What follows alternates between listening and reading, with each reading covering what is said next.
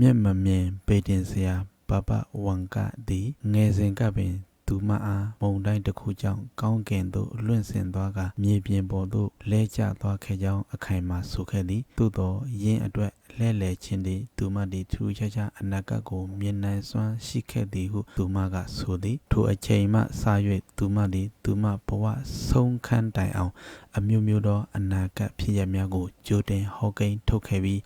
ကဘာပေါ်မြေတွင်နှစ်စဉ်ဖြစ်ပေါ်လာမည့်အဖြစ်အပျက်များကိုကြိုတင်ဟောကိန်းထုတ်ခဲ့သည်ဘဘဝံကဤ2006အတွက်ခံမှန်းချက်များတွင်ပထမဦးစွာတဘာဝဖြစ်ရများဆက်တိုက်ပါဝင်ပါသည်သူမသည်မိတိနေရာတွင်ရှိသည်ကိုသူမသက်မှတ်ထားတော်လဲ၎င်းတို့အားကြီးမားသောငလျင်လှုပ်ခတ်မှုကြီးမားသောမိတောင်ပေါက်ကွဲမှုနှင့်ပြင်းထန်သောရာသီဥတုအပါဝင်ဖြစ်ရများ၏ပေါင်းဆက်အဖြစ်ဖော်ပြခဲ့သည်ယင်းတို့သည်ကပါမြေထုကြီး8% ကိုထိခိုက်စေမည်ဟု2006တွင်ကပါလုံးဆိုင်ရာရာသီဥတုနှင့်တဘာဝပတ်ဝန်းကျင်မတည်ငြိမ်မှုနှင့်အရေးပါသောနှစ်တစ်နှစ်ဖြစ်လာမည်ဟုသူပြောသည်ဒုတိယကမ္ဘာစစ်ဖြစ်မည်ဟုသူမှခံမှန်းခဲ့သည်ဘဘဝံကသည်နိုင်ငံကြီးများနှင့်တင်းမာမှုများတိုးမြင့်လာပြီးကြောင်းလာမယ့်နှစ်2026တွင်တတိယကမ္ဘာစစ်ကြီးဖြစ်ပွားနိုင်သည်ဟုကမ္ဘာတိုက်ကြီးများပြန့်နှံ့သွားဖွယ်ရှိသည်တရုတ်ဂျပန်နှင့်ထိုင်ဝမ်တို့ကြားကြီးမားသောပဋိပက္ခသို့မဟုတ်အမေရိကန်နှင့်ရုရှားတို့ကြားအဓိကထိပ်တိုက်ရင်ဆိုင်မှုများနှင့်တောင်တရုတ်ပင်လယ်ရှိပဋိပက္ခများနှင့်ဆက်ဆက်နေသည်ဟုအချို့ကယူဆသဖြင့်ကြီးမားသောပဋိပက္ခသည်ကြီးမားသောစစ်ပွဲများမှဖြစ်ပေါ်လာနိုင်ကြောင်း၎င်းကစောရကတက်ခဲ့သည်တတိယခန့်မှန်းချက်မှာ AI ဉာဏ်ရည်တူနှင့်ပတ်သက်သည် AI ကိုတွင်တွင်ကျဲကျဲအသုံးပြုလာမည်ဟုယမန်နှစ်ကဟောကိန်းထုတ်ခဲ့သည်ကိုတတိယပြီး2026ခုနှစ်တွင်လူသားများအရှိန်အဟုန်ဖွင့်ဖြိုးတိုးတက်လာမည့် AI ကလွှမ်းမိုးလာမည်ဟုခန့်မှန်းခဲ့သည်လူများက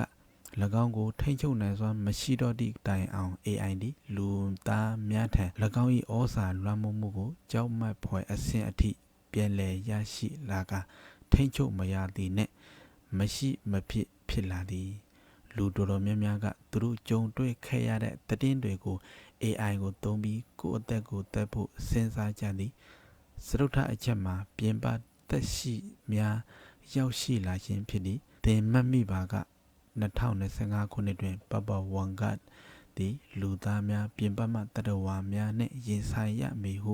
ဟောကိန်းထုတ်ခဲ့သည်နောက်နှစ်2026မှာတော့လူတွေဟာပြင်ပကသက်ရှိတွေနဲ့ထိတွေ့ခွင့်ရတော့မှာပါပိုပြီးအံ့ဩစရာကောင်းတိုင်းမှာပပဝံကသည်လာမယ့်နှစ်နိုဝင်ဘာလတွင်ကြီးမားသောအာကာသယာဉ်သည်ကမ္ဘာမြေကြီး၏လေထုထဲသို့ဝင်ရောက်လာမည်ဖြစ်ပြီးလူသားများသည်ပြင်ပမှသက်ရှိများနှင့်တွေ့ကြုံရမည်ဖြစ်သည်ဒါကနောက်နှစ်အတွက်ခံမှန်းချက်ပါနောက်ဆုံးအနေနဲ့စီးပွားရေးနဲ့ပတ်သက်ပြီးတော့ဆွေဈေးတွေတည်တည်တတာတက်လာပြီးကြီးမားတဲ့ငွေကြေးအကျပ်တဲကိုခံမှန်းခဲ့ပါသည်ဘဘဝံက၏ဟောကိန်းများသည်အမျိုးမျိုးသောအတိတ်ပဲဖွင့်ဆိုချက်များကိုဖွင့်ထားသည်ကိုသတ်မှတ်သားထားရန်အရေးကြီးပြီးအချို့သောဖြစ်ရပ်များသည်အားသင့်ဖွယ်တည်ကြပြီးအချို့မှာတိတိကျမရှိပေထို့ကြောင့်ဤကြိုတင်ခံမှန်းချက်များကိုကြည့်ရှုသည့်အခါသင့်ဆုံးဖြတ်ချက်ကိုအမူထားပြီးကျေးဇူးပြီးတော့အသုံးပြုပါ